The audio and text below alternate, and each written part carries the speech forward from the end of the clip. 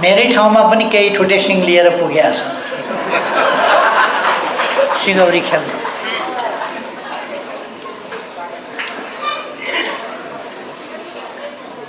मैले धेरै केही भन्नु पर्दैन। अन्डा दुई प्रकारका हुन्छन्, एउटा बतासे एउटा साँच्चैको अन्डा। बतासे अन्डाबाट चल्ला निक्लिँदैन, यी बतासे अन्डाहरूबाट पनि चल्ला निक्लिँदैन।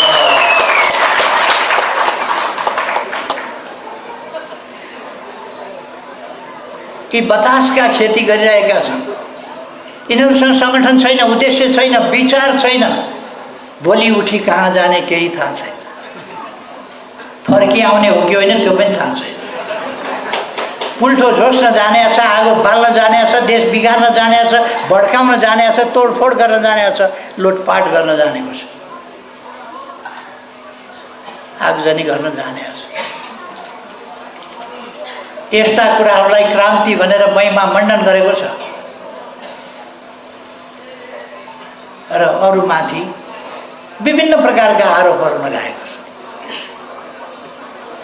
यस्ता कुराहरूको प्रवाह गर्ने होइन, यी आकाशे खेती हुन्। धरतीमा यिनीहरू जनतासँग पुगेका छैन, उनीहरू जनतासँग पुगेका छैन।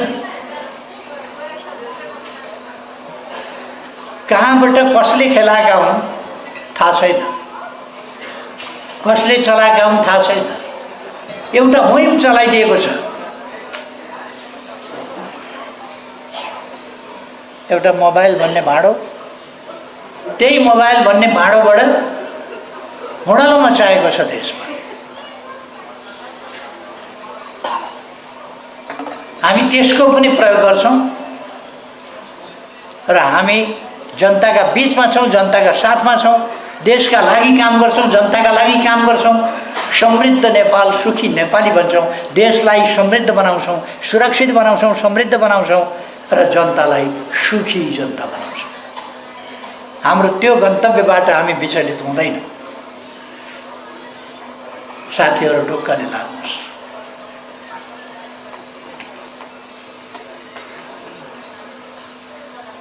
अब तपाईहरू ओखलढुङ्गै फर्किनुहोस् अलिक समय।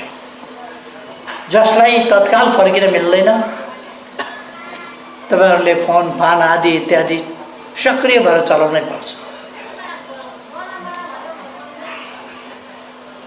र यो आइटीको सेक्टरमा एक ढङ्गले भन्ने भने मोबाइल युद्ध भनौँ, आइटीको युद्ध, यी सेक्टरमा पनि हामी हार्नु हुँदैन। यो सेक्टरमा हामीले उनीहरूलाई चेक गर्ने बित्तिकै उनीहरूसँग जनता छैन, उनीहरूले एउटा पनि राम्रो काम देशका लागि गरेका छैन, नराम्रोको डुङ्गुर भइसक्यो। जन्मिँदा जन्मिँदै यिनीहरूको जन्मसँगै देशमा कस्तो कस्तो उपद्रव हो, यिनीहरूको जन्मसँगै कत्रो उपद्रव हो देशमा। र यिनीहरूले खोजेको के हो? राजनीतिको विरोध गर्छन् अनि खराब राजनीति गर्छन्, राजनीतिक दलहरूको विरोध गर्छन् अनि खराब दल निर्माण गर्छन्, राजनीतिक गतिविधिको विरोध गर्छन्, खराब गतिविधि सञ्चालन गर्छन्, राजनीतिक नेताहरूको विरोध गर्छन्, झुटा आरोपका साथ अपराधै अपराधका चाङमा उभिने खालका यिनीहरूले काम गर्छन्। मैले धेरै भनिरहनु पर्दैन। अहिलेको सरकार फागुन 21 गते चुनाव गर्छु भन्दैछ। 21 गते चुनाव हुन्छ कि हुँदैन टुङ्गो छैन। हिमाली भेगमा मान्छे छैन। चुनावका लागि हिमाल चढ्न जस्तै अहिलेको समयमा कोही भोट खसाउन जानेवाला छैन। हिमाली भेग मान्छे नभएका ठाउँमा बाक्सा थापेर के हुन्छ? 4000 मान्छेले भोट हाल्नुपर्ने ठाउँमा 4 जनाले भोट हालेर बाक्सा पठाएर फिर्ता पठाएर के हुन्छ? चुनावको नाटक हुन्छ। चुनावमा भोट हाल्ने मान्छे छैन। उच्च पहाडी भेगमा हिमाली भेगमा भोट हुनेवालै छैन। फेरि पनि चुनाव गर्ने भनेर लागिरहेको छ। त्यो यसकारण पनि गर्न खोजिरहेको छ कि सहरी क्षेत्रमा जस्तो उच्च पहाडी भूभागमा हिमाली भेगमा यस्ता प्रकारका दुष्प्रभावहरूको धेरै अर्थ महत्त्व छैन, दुष्प्रभाव धेरै फैलिएको छैन। त्यहाँ राजनीतिक दलहरू बलिया छन्, त्यसकारण त्यहाँका मान्छे भोट हाल्न नहालेर के हुन्छ, त्यहाँ रित्तै बाक्सा फर्काएर के हुन्छ भन्ने उनीहरूलाई लागेको छ। त्यसकारण मान्छे नभएका बेला, भोट नखर्साउने बेला चुनाव गराउने, यो खालको चलिरहेको छ। यस्तो गरेर चुनाव कसरी हो? अर्को कुरा, एउटा उत्पाद मचियो भदौ 23-24 गते, उत्पाद मचाइयो यस देशमा जानिकन। देशलाई भयानक सङ्कटमा पारियो, राज्यलाई कमजोर पारियो, राज्य संयन्त्रलाई कमजोर पारियो, राजनीतिलाई कमजोर पारियो, राजनीतिक दलहरूमाथि अस्वीकार र थिचोमिचो भयो र अराजकताको बिगबिगी बढाइयो। त्यसबाट एउटा सरकार बनाउन संवैधानिक ढङ्गले उसले चुनावको मिति तोक्यो। राजनीतिक दलहरू, संसदका अत्यधिक बहुमत सांसदहरूले सम्मानित सर्वोच्च अदालतमा असंवैधानिक क्रियाकलाप भयो, संविधान बमोजिम गरी पाऊँ भनेर निवेदन दिएका छन्। यस्तोमा म सम्मानित सर्वोच्च अदालतलाई आग्रह गर्न चाहन्छु, यस्तोमा सम्मानित सर्वोच्च अदालत चुपचाप लागेर कानमा तेल हालेर बस्न मिल्दैन। फैसला दिनुपर्छ अदालतले, चुनाव गर्ने या पुनर्स्थापना गर्ने। हामीले पुनर्स्थापनाको माग गरिराखेका छौँ, त्यो सुन्दै नसुन्ने अदालतले। संविधान मिचिएको छ भनिरहेका छौँ हामी, सुन्दै नसुन्ने अदालतले बोल्नु पर्यो, भनिदिनु पर्यो। संविधान मिचिएको छैन भने छैन भनिदिनु पर्यो, मिच्न पाइन्छ भने पनि अदालतले भनिदिनु पर्यो संविधान मिच्न मजाले पाइन्छ ल, हामी मानौँला, सम्मानित सर्वोच्च अदालतको फैसला मानौँला, तर अदालतले भन्नु त पर्यो नि संविधान मिच्न पाइन्छ। कहिले संसद भङ्ग गर्नै पाइँदैन, कहिले मजाले पाइन्छ, त भनिदिनुहोस् न मजाले पाइन्छ भनेर। कमसेकम अदालत चुपचाप लागेर अदालत बस्न मिल्दैन।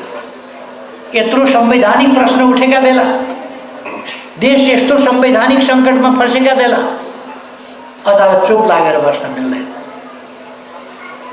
यस्तो मौनताले सम्बन्धित संस्थाहरूको अस्तित्वको औचित्यमा प्रश्न उठ्ने अवस्था बन्छ। परेको केही काम नगर्ने हो भने संवैधानिक इजलास भनेर किन चाहियो त? सम्मानित अदालत, सर्वोच्च अदालत किन चाहियो त? प्रश्न उठ्दैन फैसला नगर्ने हो भने। त्यसकारण अदालतले यस सम्बन्धमा चुनाव अगाडि नै बोल्न पर्दछ, अविलम्ब बोल्नु पर्दछ, फैसला गर्नुपर्दछ। जे फैसला मन लाग्छ त्यो उहाँहरूको कुरा हो। स्वतन्त्र न्यायालयलाई हामी सम्मान गर्छौँ, न्यायालयको स्वतन्त्रतालाई सम्मान गर्छौँ, तर स्वतन्त्रतालाई सम्मान गर्छौँ। तर हाम्रो आग्रह छ अदालतले केही भएको नभएको, थाहा पाएको नपाएको, निवेदन परेको थाहा भएको नभएको यस्तो ढङ्गले अदालत बस्न पाउँदैन। कुनै ब्युरोक्रेटिक हर्डल, कुनै बहानामा यसरी बस्न मिल्दैन। त्यसकारण हामी अविलम्ब फैसलाको माग गर्दछौँ। सरकारको काम स्वतन्त्र, निष्पक्ष, धाँधली रहित निर्वाचन गर्ने हो भने, निर्वाचन गराउने हो भने स्वतन्त्र निर्वाचन, धाँधली रहित निर्वाचन भयरहित वातावरणमा, शान्तिपूर्ण वातावरणमा सम्पन्न गराउनु पर्दछ। सरकार बिल्कुलै तटस्थ रहेर स्वच्छ निर्वाचन गराउनु पर्दछ। त्यो भूमिका सरकारले खेल्नु पर्दछ। यदि सरकार यसलाई जिताउने र उसलाई जिताउने भनेर लाग्छ भने त्यस्तो निर्वाचन स्वीकार्य हुँदैन, त्यस्तो परिणाम स्वीकार्य हुँदैन। त्यसले देशमा ठुलो अनिष्ट पैदा गर्नेछ। त्यस्तो भयो भने निर्वाचनको परिणाम स्वीकार्य हुने छैन। म अहिलेदेखि स्पष्ट रूपमा जानकारी गराउँछु। जे पनि सरकारले गर्दा हुन्छ भन्ने सोच्यो भने त्यो देशका लागि अनिष्ट हुनेछ, खुदै सरकारका लागि पनि अनिष्ट हुनेछ। अर्को कुरा म भन्न चाहन्छु, अस्ति संसदबाट निर्वाचित, जनताबाट निर्वाचित जनप्रतिनिधिहरूको संस्था संसदले बनाएको सरकार 10,000 मान्छे उफ्रिएर कराएर आगो लगाएर हटाउन सकिन्छ भने 10,000 होइन, लाखौँ मान्छे उठेर त्यस्ता परिस्थितिमा यस्ता असंवैधानिक सरकारलाई हटाउन कुनै लामो समय लाग्दैन। त्यो कुरा पनि एक्का राख्न म आग्रह गर्न चाहन्छु। शान्तिपूर्ण आन्दोलनबाट हटाउन सकिन्छ। अर्को कुरा म फेरि सम्मानित सर्वोच्च अदालततिर फर्केर चाहन्छु। त्यो के भने यस्तै ढङ्गले यो सरकार त बेग्लै कुरा भयो, यो कुनै सरकारै होइन, योसँग शासन गर्ने अधिकारै छैन, जो निर्वाचितै छैन। यसलाई यो त कसैले टिको लगाइदिएको टिकै सरकार हो। यसलाई कसैले छानेको होइन, जनताले छानेको होइन, जनताले छानेका प्रतिनिधिको होइन, जनताले सरकार चलाउने अधिकार दिएको सरकारै होइन। यो त एउटा आर्टिफिसियल कृत्रिम सरकार हो। मैले पहिलेदेखि भन्दै आएको छु। यस्तो सरकारले यसको सिफारिसमा संसद जसरी असंवैधानिक ढङ्गले भङ्ग भएको छ त्यसको न्याय निरूपण नगर्ने अनि निर्वाचनमा जाने, निर्वाचन उत्तरी भेगमा भोटै हुन नसक्ने, मतदातै नभएको अवस्थामा निर्वाचनको नाटक गर्ने अनि सरकारको पक्षधरता कतैपट्टि हुनेर कसैलाई जिताउने कसैलाई हराउने खालका क्रियाकलाप भए भने त्योभन्दा अनिष्ट के हुन्छ? तसर्थ म आग्रह गर्न चाहन्छु, प्रतिनिधि सभा हाम्रो माग अदालतको फैसला आफ्नो ठाउँमा होला। अदालतले अविलम्ब जेसुकै भए पनि फैसला गर्नुपर्छ। हामी भन्छौँ सर्वोच्च अदालतका पूर्व नजिरहरू संविधान, संवैधानिक व्यवस्था, लोकतान्त्रिक मूल्य मान्यताहरू कुनै पनि हिसाबले विघटित प्रतिनिधि सभाको तत्काल पुनर्स्थापना हुनुपर्दछ। त्यसपछि संसदले संविधान संशोधन गर्ने, सर्वपक्षीय सरकार बनाउने र निश्चित समयमा त्यो सर्वपक्षीय सरकारले स्वच्छ निर्वाचन गराउने, त्यो खालको एउटा राष्ट्रिय सहमतिको वातावरण बनाएर देशलाई शान्तितर्फ, तनावरहित, संवादबाट समस्या समाधान गर्ने बाटोतर्फ देशलाई लानुपर्छ, तनावतर्फ होइन। अहिलेको सरकार संवादमा छैन। कोसँग संवादमा छ हामीलाई थाहा छैन। मैले एकपल्ट प्रधानमन्त्रीजीलाई धेरै अगाडि भेटेको थिएँ। त्यसपछि सरकार के गरिरहेको छ थाहा छैन, के को तयारी गरिरहेको छ थाहा छैन। स्थायी सरकारले झैँ विभिन्न कामहरू सरकारले गरिरहेको देखिन्छ, चुनावमा केन्द्रित भएको देखिँदैन। चुनावका लागि वातावरण बनाउन सरकार कसिएको देखिँदैन, अथवा सरकारको लक्षण राम्रो देखिँदैन। चुनाव घोषणा भइसकेपछि कर्मचारीहरूको सरुवा भएको छ। एकाधको यस कारणले भनेर उल्लेख गरेर यस कारणले गर्दा गर्नु पर्यो भनेर निर्वाचन आयोगको स्वीकृति लिएर भन्ने कुरा एकाधका लागि हुन सक्थ्यो, तर थोरै होइन, ठुलो सङ्ख्यामा कर्मचारी, ठुलो सङ्ख्यामा प्रहरीको हेरफेर सरकारले गरिराखेको छ। के को अनुकूलता मिलाएको? भइरहेका अधिकारीहरू हटाएर, समय नपुग्दै हटाएर अरू कर्मचारी पठाउनुको अर्थ के हो? त्यहाँ दलहरूमा यस विषयमा गम्भीर आशंका पैदा भएको छ। निर्वाचन आयोग यति बेला जुन ढङ्गले अगाडि बढिरहेको छ या जस्ता खालका फैसला दिँदै हिँडेको छ, यसले नेपालको डेमोक्रेसीको भविष्य कस्तो होला भन्ने गम्भीर आशंका। जसले जे फैसला भनेर गरिदिए पनि हुने, कानुन हेर्नु नपर्ने, केही हेर्नु नपर्ने, हो होइन सत्यासत्य पनि छुट्याउन नपरिकन कसैले भनेका भरमा फैसला हुने, यो कुनै दलप्रति लक्षित, पक्ष विपक्षप्रति लक्षित कुरा होइन।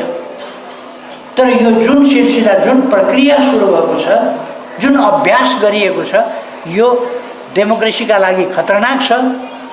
प्रश्न त्यहाँनिर छ, डेमोक्रेसीका लागि खतरनाक छ, एउटा पार्टी विशेषको कुरा होइन। म त नेपालको न्याय, यस्ता निकायहरूले निष्पक्ष हुनुपर्दछ, शासित हुनुपर्दछ, कुनै प्रकारका प्रभावबाट मुक्त, लोभको होस्, पापको होस्, डरको होस्, भयको होस्, त्रासको होस्, आशंकाको होस्, कुनै पनि प्रभावबाट मुक्त भएर काम गर्नुपर्छ। त्यो ठाउँमा प्रभावबाट प्रभावित भएका कुराहरू यी प्रमाण हुन् भनेर व्यक्तिहरूले दिँदा खण्डन गर्न पनि नसक्ने स्थिति हुनु भनेको बहुतै दयनीय अवस्था हो। म आज यतापट्टि धेरै जान चाहन्न। आज कुरा छ मेरो प्यारो ओखलढुङ्गा। ओखलढुङ्गा सिद्धिचरण कवि, सिद्धिचरण युग कवि सिद्धिचरण श्रेष्ठको ठाउँ हो, जो राणा कालमा कवि सिद्धिचरण श्रेष्ठले कविता लेखे बापत 18 वर्षको जेल सजाय प्राप्त गर्नुभएको थियो। उहाँको जेल सजायलाई पछि साह्रै लामो भयो भनेर 7 वर्ष घटाइएको थियो। पछि 3 वर्ष भोग्दा नभोग्दा राणा शासन ढल्यो र उहाँ जेलबाट मुक्त हुनुभयो। 3-3.5 वर्ष उहाँ जेल बस्नु। त्यस्ता युग कवि, युगको चेतना, युगको जागरण, युगको आवाज बोल्ने कवि भएको हुनाले कवि सिद्धिचरण श्रेष्ठलाई युग कवि भनियो। त्यस्ता सचेत उहाँका कविताहरू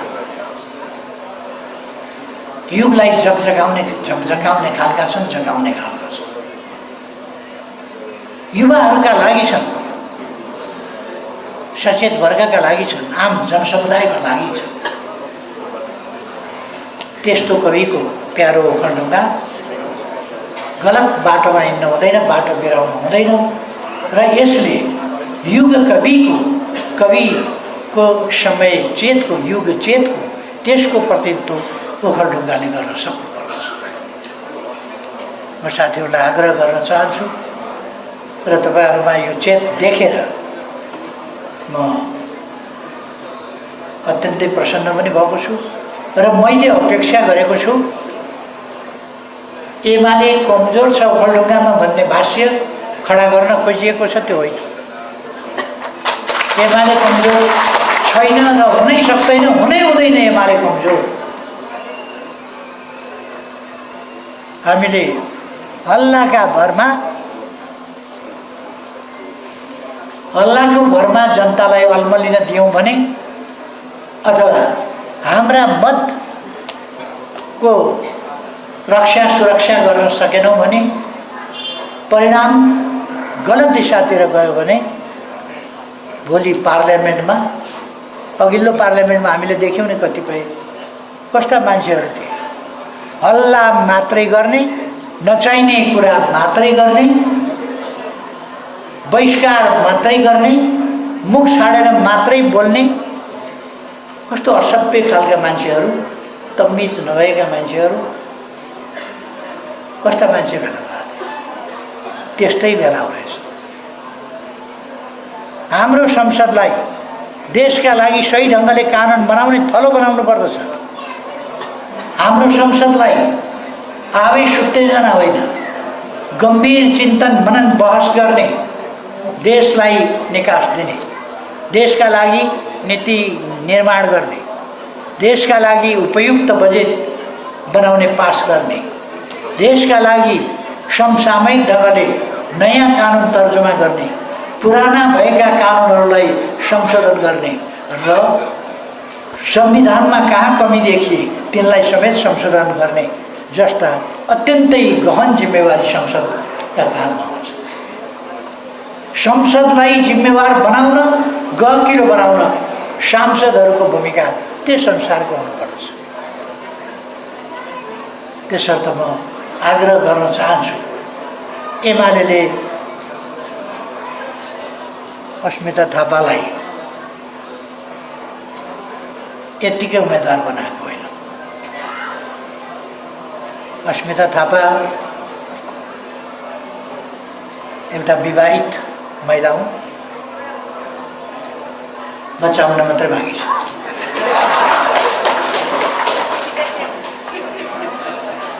विवाहित, पढे लेखेको, उखलढुङ्गालाई असाध्य माया गर्ने, विकास प्रेमी, भिजन भएको, अत्यन्त निष्ठावान।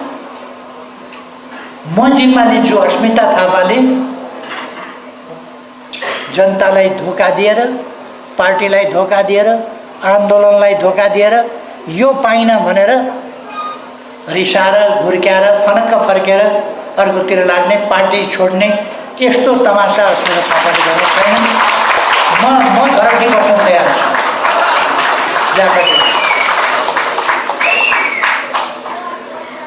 त्यसकारण परिपक्व उमेर युवा, पढाइ लेखाइ राम्रो, बानी व्यवहार ठिक, ओखलढुङ्गाकी छोरी, ओखलढुङ्गाकी बुहारी